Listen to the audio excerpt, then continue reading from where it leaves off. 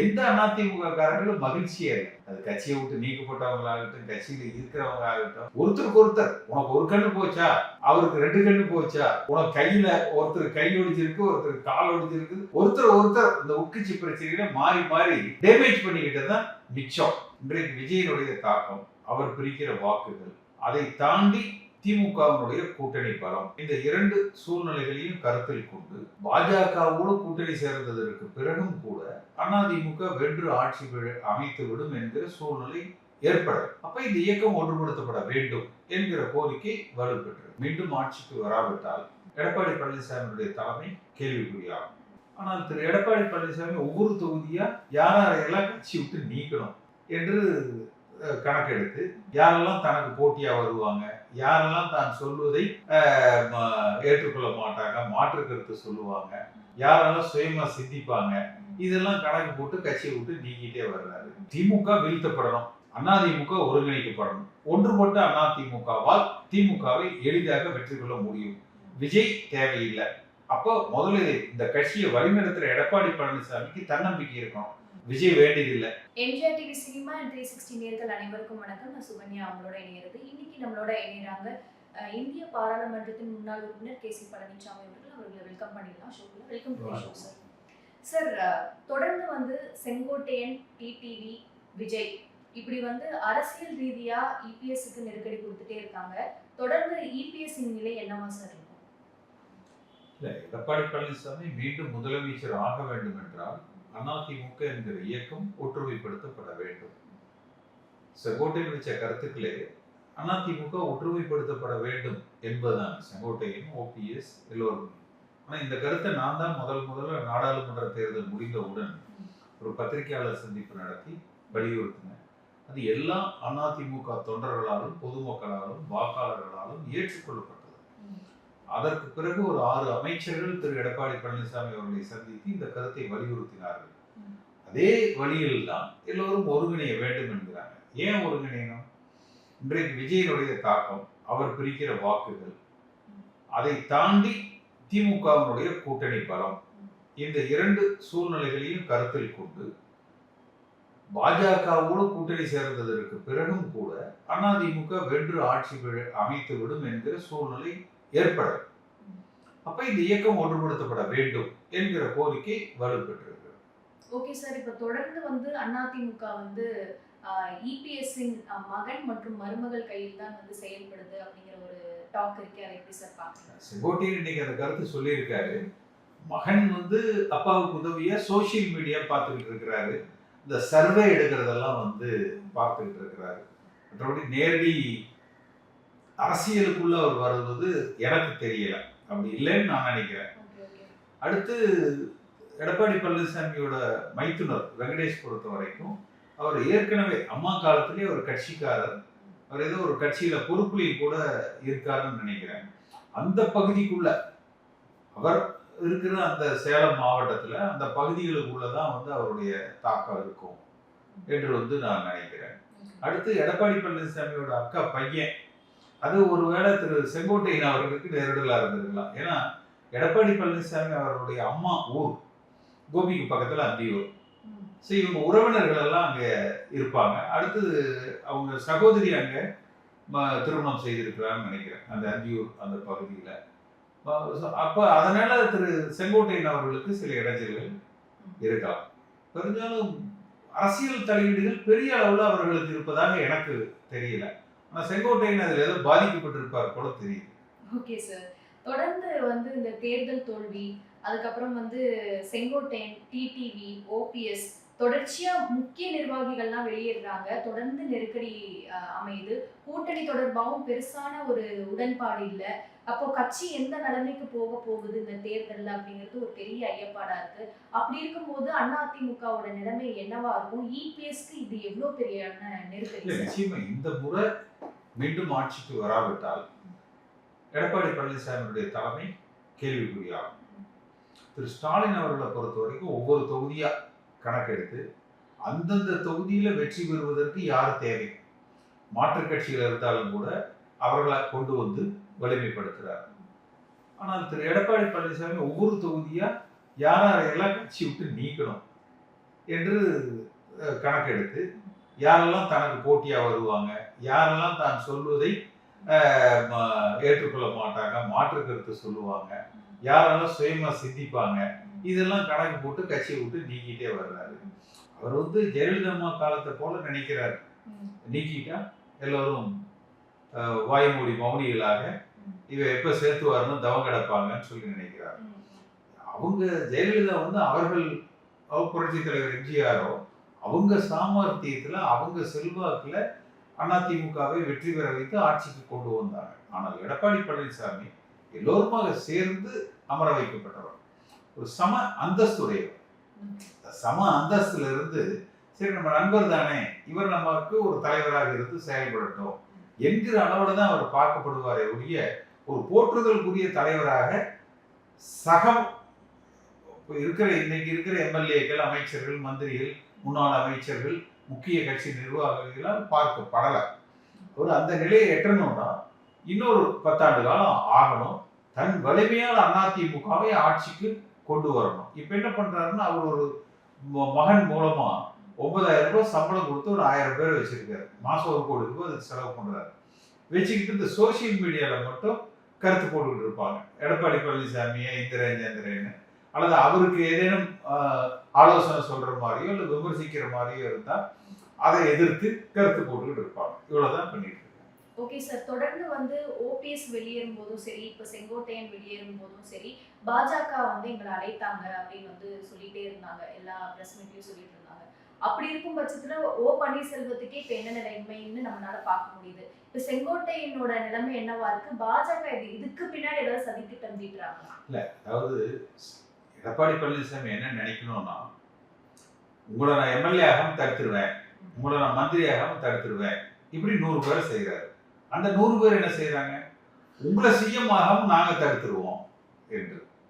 அப்ப இது மாற்றி எப்படி இருக்கணும், நீங்க இந்த தொகுதிக்கு எம்எல்ஏ ஆகணும், அதற்கு நான் உங்களுக்கு ஒத்துழைக்கிறேன்னா அவங்க என்ன சொல்லுவாங்க, ஆனா நீங்க முதலமைச்சர் ஆகணுமே, நாங்க இதுக்கு ஒத்துழைக்கிறோமே. நீங்க எதை விதைக்கிறீர்களோ அதுதான் வளர்ந்து வரும். நீங்கள் எதை கொடுக்கிறீர்களோ மற்றவர்கள் அதைத்தான். நீங்கள் மற்றவர்களுக்கு இன்பத்தை கொடுத்தால் அவர்களும் உங்களுக்கு இன்பத்தை கொடுப்பார்கள். நீங்கள் மற்றவர்களுக்கு உற்சாகத்தை கொடுத்தால் அவர்களும் உற்சாகத்தை கொடுப்பாங்க. நீங்க துன்பத்தை கொடுத்தால் அதனுடைய விளைவாக அவர்கள் உங்களுக்கு பெரும் துன்பத்தை கொடுப்பாங்க. நீங்க அவங்களுக்கு சேதாரத்தை உண்டாக்க நினைச்சீங்கன்னா அவங்க உங்களுக்கு அதோட பெரிய சேதாரத்தை உண்டாக்குவாங்க. ஒரு அரசியல் இயக்கம் என்பது எல்லோரும் சேர்ந்து ஒருங்கிணைந்து ஒரு ஏற்படுத்தப்படுகிற ஒரு கட்டமைப்பு தானே. அதுல கருத்து வேறுபாடுகள், மாறுபட்ட சிந்தனைகள் வருவது இயற்கை. அதை அனுசரித்து செல்கிற தலைமை இருக்கணும் இல்லையா? ஒத்த செல்வாக்குல 234 தொகுதியிலும் எடப்பாடி பழனிசாமி தான். அப்ப அவருக்கு ஆரம்பிச்ச கட்சியா இருக்கும். அது புரட்சித் தலைவர் எம்ஜிஆர் கூட அப்படி செய்யல. இதுதான் அவருக்கு வந்து இதுதான் பிரச்சனை அவருக்கு. ஓகே சார், தொடர்ந்து வந்து செங்கோட்டையனும் டிடிவி தினகரனுமே வந்து பாத்தீங்க அப்படின்னா திரு எடப்பாடி பழனிசாமி அவர்கள் மேல இருக்கக்கூடிய குற்றச்சாட்டு என்னன்னா அந்த கொடநாடு இஷ்யூ தான் வந்து தொடர்ந்து முன் வச்சுட்டே இருக்காங்க. அந்த சம்பவத்தை தான் வந்து எதுக்கு எடுத்தாலும் வந்து சொல்லிட்டு இருக்காங்க. இதுக்கு முன்னாடி ஏன் அதை வந்து சொல்லல? இதுக்கு முன்னாடி சொன்னாங்களா பின்னாடி சொல்லலாங்கிறது முக்கியம் இல்லை. இன்றைக்கு செங்கோட்டன் சொன்ன அந்த கருத்துக்கள்ல ஒரு சின்ன குற்ற சம்பவத்துக்கு கூட சிபிஐ விசாரணை வேணும்னு கேட்கிற எடப்பாடி பழனிசாமி, அம்மா அவர்கள் வாழ்ந்த அவர்களுக்கு சொந்தமான கொடநாட்டுல கொலை நடந்திருக்குது, கொள்ளை நடந்திருக்குது, அதை ஏன் சிபிஐ விசாரிக்க சொல்லி கேட்கல? இது நியாயமான கேள்விதானே. குற்றவாளி எடப்பாடின்னு நான் சொல்லல. யார் குற்றவாளிகளோ அதை சிபிஐ விசாரித்து உண்மை குற்றவாளிகளை கண்டறிந்து நடவடிக்கை எடுக்கணும்ல. அப்ப எடப்பாடி பழனிசாமி வந்து மாநில காவல்துறையை விசாரிக்கணும்னு சொல்லுகிற பொழுது இப்போ மாநில காவல்துறை விசாரிப்பது அவருக்கு பிரச்சனை இல்லாம இருக்கு. அது வேணும்னு அவர் நினைக்கிறாரு. ஏன் சிபிஐ வேண்டாம்னு நினைக்கிறாரு? தன்னை பாதுகாத்துக் கொள்ளவா? அப்போ உண்மை குற்றவாளிகள் வெளிப்படுத்தப்படணுங்கிறதான எல்லோரும் தமிழ்நாட்டு மக்கள் விரும்புறது. சார், தொடர்ந்து வந்து இபிஎஸ் அவர்கள் வந்து அதிமுக வந்து சதைச்சுக்கிட்டு இருக்காரு, சுயநலபட்சமா வந்து செயல்படுறாரு. தன்னுடைய வாரிசு அரசியலை வந்து ஒரு தடவை வெற்றி அடைஞ்சதுக்கு அப்புறம் வந்து முன்னிறுத்த வந்து அவர் யோசிச்சுக்கிட்டு இருக்காரு. அதனால தொண்டர்களிடையே வந்து இது ஒரு பெரிய ஒரு மன அச்சத்தை ஏற்படுத்தியிருக்கு, மனக்குழப்பத்தை ஏற்படுத்தியிருக்கு. அதிமுகவோட தற்போதைய நிலை ரொம்ப மோசமா இருக்கு அப்படிங்கிற மாதிரி பல ஒரு கேள்வியா போவோம். அதாவது வாரிசு அரசியல்ங்கிறது எனக்கு தெரிந்தவரை எடப்பாடி பழனிசாமி கிட்ட இல்ல. ஓபிஎஸ் அதை செய்யறாரு. ஓபிஎஸ் அதை செஞ்சிருக்கிறார். திமுக இருக்குது. எடப்பாடி பழனிசாமி அவரது மகன் இவருக்கு உதவிகரமாக இருக்கிறார். மைத்துனர் அந்த பகுதியில சேலம் மாவட்டத்துல இதா இருக்காரு. அவர் அப்படிலாம் யார் சொல்லி கேட்கிறாரு இல்ல. அவருக்கு சொந்த புத்தியும் கிடையாது, சொல்ல புத்தியும் கேட்க மாட்டார். சார், என்னதான் வந்து ஒரு பக்கம் எடப்பாடி அவர்களை வந்து எல்லாருமே திட்டிட்டு இருந்தாலும் கூட அவருக்கு வந்து ஒரு அரசியல் பார்வை இருக்கு. அவர் கொஞ்சம் யோசிச்சுதான் குருட்டு செயல்படுறாரு பார்வை இருக்குது. என்ன அரசியல் பார்வை இருக்குன்னு சொல்றாங்களே சார். யார் அரசியல் சொல்றாங்க? ரொம்ப பொறுமையா தான் இருந்து அவர் என்ன செயல்படுவாரு. பொறுமை? சும்மா வந்து இத்தனை அமைச்சர்கள் இருந்தும் அந்த பொறுப்பை வந்து சசிகலா அவர்கள் எடப்பாடி கிட்ட கொடுக்க காரணம் என்ன? அதான் அவங்க பண்ண தப்புன்னு கதறி கதறி சசிகலா கதவை சாத்திட்டு அழறாங்க. தெரியுமா உங்களுக்கு? சசிகலா இது வந்து சசிகலா மகிழ்ச்சியா சொல்லணும், சரியான நபரை தேர்ந்தெடுத்து நான் கொடுத்திருக்கிறேன்னு. சசிகலா கதவை சாத்திட்டு கதறி கதறி அழுகிறது தெரியலையே. இது யாரோ உங்களை கிண்டல் அடிக்கிறதுக்காக சொல்லியிருக்காங்க. இல்ல, அப்படிதான் நம்ம செய்திகளை படிக்கிறோம். and வந்து இவ்வளவு அமைச்சர்கள் இருந்தும் ஏன் வந்து அவங்க கிட்ட எடுத்து கொடுத்தாங்க? தெரியாம கொடுத்துட்டேன்னு கதறாங்க அவங்க. எல்லோருமே கதறாங்க. இல்ல, இருக்கும்போது கூட பதவியில எடப்பாடி அவர்கள் வந்து இருக்கும்போது கூட ரொம்ப இப்ப இருக்கக்கூடிய திமுக அரசால் வந்து எந்த திட்டமும் பிரச்சனை அது நிறைவேற்றப்படவில்லை. இல்ல. மீண்டும் அதிமுக ஆட்சிக்கு வருமா? மீண்டும் எடப்பாடி பழனிசாமி முதலமைச்சர் ஆக முடியுமா? இன்றைய சூழ்நிலைக்கு அதிமுக ஆட்சிக்கு வருவதற்கு வாய்ப்புகள் அதிகமாக இருந்தும் கூட அதை நழுவ விடுகிறார், தவற விடுகிறார். தவறான யுக்திகளை பயன்படுத்தி தன்னைத்தானே தோற்கடித்துக் கொள்கிறார் என்பதுதான் அரசியல் களத்துல அவர் மீது இருக்கிற விமர்சனம். இப்போ வந்து தாவேகா விஜய் அவர்கள் வந்து நான் தனிச்சுதான் போட்டியிட போறேன், நான் தனிச்சுதான் நிக்க போறேன் அப்படின்னு வந்து அறிவிச்சிட்டாரு. இப்போ எடப்பாடி வந்து ரொம்ப நான் வந்து பிள்ளையார் சொல்லி அப்படின்னு வந்து சொல்லிட்டு இருந்ததா ஒரு இது. ஸோ அப்படி இருக்கும் பட்சத்துல இப்ப தாவேகா இப்படி ஒரு சுயேட்சையா ஒரு முடிவு எடுக்கிறதுக்கு இவரே வந்து ஒரு தூண்டுகோலா இருந்துட்டாரா, இல்ல வந்து இந்த கொள்கை முரண்பாடு தவறுதலா அதை கையாண்டு விட்டார். அதாவது நீங்க எங்களோட கூட்டணிக்கு வாங்க, வந்தா தான் நீங்க கட்சி நடத்த முடியும். அடுத்து சிபிஐ பார்த்து விஜய் பயந்து எடப்பாடி பழனிசாமி பின்னால வந்து நின்றுவாரு. இதெல்லாம் வந்து ஒரு தவறான எதிர்பார்ப்புகள். Okay sir. இப்ப செங்கோட்டையன், ஓ பன்னீர்செல்வம், டிடிவி தினகரன் ஒருவேளை தாவேகா கூட இணைஞ்சா இது வந்து எவ்வளவு பலவீனமா இருக்கும்? நிச்சயமா அதிமுகவுடைய வெற்றி வாய்ப்புகள் பாதிக்கப்படும். ஏன்னா விஜய்க்கு வந்து வழக்கமா 10% கீழே தான் வாக்கு வங்கி இருக்கு. சமீபத்தில் இந்த ஒரு மாசத்துல எடப்பாடி பழனிசாமி விஜய் கூட்டணிக்கு வருகிறார் என்று சொல்லி, அவர் துணை முதலமைச்சர் என்று சொல்லி, இந்த உதயகுமார் போன்றவர்கள் எல்லாம் நீங்க எங்களோட வரணும் என்று அழைப்பு தினசரி விடுத்து, செல்லூர் ராஜு, ராஜேந்திர பாலாஜி அந்த தொடர் அழைப்புகள்ல விஜயை ஒரு பிரம்மாண்டப்படுத்தி எடப்பாடி பழனிசாமிகள் இந்த பிள்ளையார் பிள்ளையார் சொல்லி இதெல்லாம் கடைசியில பிள்ளையார் குடிக்க குரங்கா போயிடுச்சுன்னு சொல்லுவாங்க. அந்த மாதிரி வந்து ஆயிடுச்சு. Okay sir. ஆரம்பம் முதலே வந்து எடப்பாடி அவர்கள் ஆட்சியில இருக்கும் போது என்ன சொன்னாங்கன்னா, நான் வந்து பாஜகவுக்கு எதிராக தான் இருக்கிறேன், பாஜகவுடைய செயல்பாடுகள் எனக்கு பிடிக்கவில்லை, பாஜக வந்து எனக்கு சுத்தமா வந்து அவங்கல இருந்து முரண்படுறேன் அப்படின்னு சொல்லிட்டு இப்ப வந்து அலைன்ஸ் வந்து அது போன தேர்தல். இப்ப வர தேர்தலுக்கு அவர்கள் தான் எங்களை காப்பாத்தினாங்க, அவங்க தான் நல்லாட்சி கொடுத்தாங்க, அவர்கள் தான் எனக்கு என்ன நிறைய நிதி ஒதுக்குனாங்க, 11 மெடிக்கல் காலேஜ் கொடுத்தாங்க, இதையே பேசிட்டு இருக்காங்க. இன்னைக்கு காலையில் நயனார் நாகேந்திரன் கூட சொல்லியிருப்பார், 11 மெடிக்கல் காலேஜில் ஒரு 2000 பேர் படிச்சிருப்பாங்களா? மொத்த தமிழ்நாட்டுல 10 கோடி பேர் பிரச்சனைக்கு அந்த 2000 பேர் படிச்சிருக்கிறாங்கிறத பேசிட்டு சாதனையா பேசிட்டு இருக்காரு. இப்ப இவங்களுடைய அலைன்ஸ் வந்து இன்னைக்கு தமிழகத்துல வந்து எப்படி சார் பார்க்கப்படுது? இல்ல, திமுக வீழ்த்தப்படணும், அதிமுக ஒருங்கிணைக்கப்படணும். ஒன்றுபட்ட அதிமுகவால் திமுகவை எளிதாக வெற்றி கொள்ள முடியும். விஜய் தேவையில்லை. அப்போ முதல்ல இந்த கட்சியை வழிநடத்துற எடப்பாடி பழனிசாமிக்கு தன்னம்பிக்கை இருக்கணும். விஜய் வேண்டியதில்லை. நாங்கள் ஒன்றுபட்ட அதிமுகவை உருவாக்கி ஆளுகிற கட்சியாக அதிமுகவை உருவெடுப்போம் என்று எல்லோரையும் ஒருங்கிணைத்து அரவணைத்து ஒரு மகிழ்ச்சியான சூழ்நிலையில், எனக்கு தெரிஞ்சு இன்றைய தேதிக்கு தமிழ்நாட்டில் எடப்பாடி பழனிசாமி உள்பட சொல்றார், எந்த அதிமுக காரங்களும் மகிழ்ச்சியா இல்லை.